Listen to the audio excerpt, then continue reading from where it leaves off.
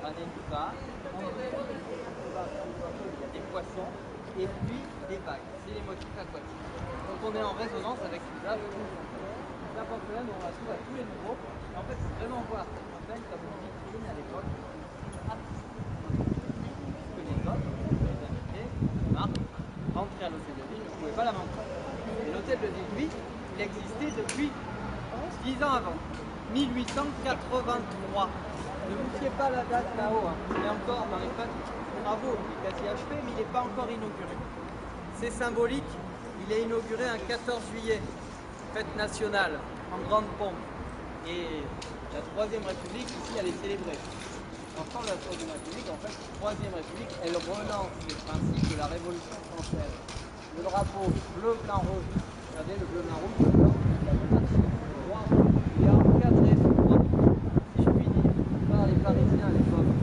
Hein, le bleu et le rouge, qui étaient les couleurs des sans-culottes. Et vous savez, la République, c'est pas acquis d'avance. Hein. Après la Révolution, il y a eu la Restauration, parmi les drapeaux étaient revenus blanc et rouge. Donc on est revenu aux couleurs républicaines.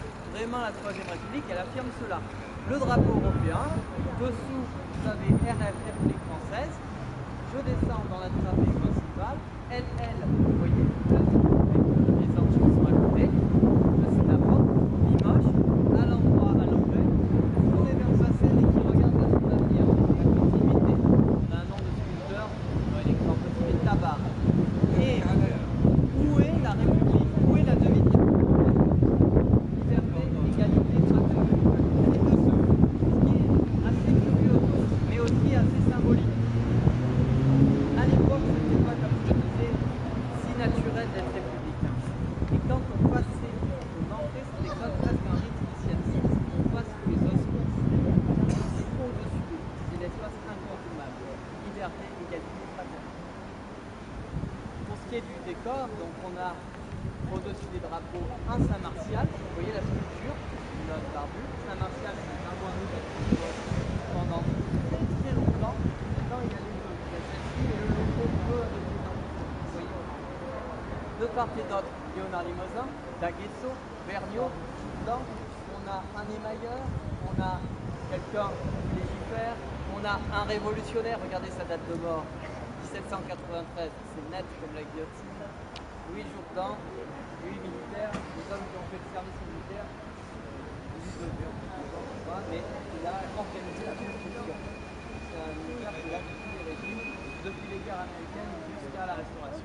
Donc on présente des personnalités illustres de la ville, au-dessus l'horloge, au-dessus les Movis. Les Movis, c'était le peuple qui était là avant la construction de la grande ville gallo-romaine Ce qui est intéressant aussi, c'est le site de la mairie. Elle est située sur le forum, c'est-à-dire elle était au milieu de la ville romaine et on y faisait déjà de la politique. Vous voyez là. Et à gauche et à droite de l'horloge, on a deux statues. Alors, c'est pas les plus élégantes, si vous regardez la taille du main, par exemple. Elles représentent, même si elles n'ont pas d'attributs, elles sont noircies, l'orfèvrerie et l'émaillerie. Et pour ce qui est de la composition générale, la ville de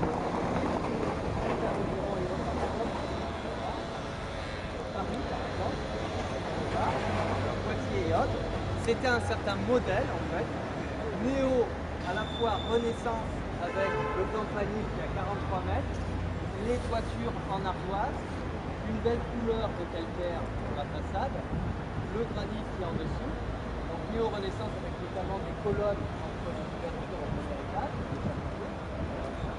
et un classicisme parce que vous avez la travée principale et vous avez une symétrie de part et d'autre. Vous avez un L qui aujourd'hui est fermé depuis les années 60, de l'autre côté vous avez un bâtiment qui ferme. Voilà.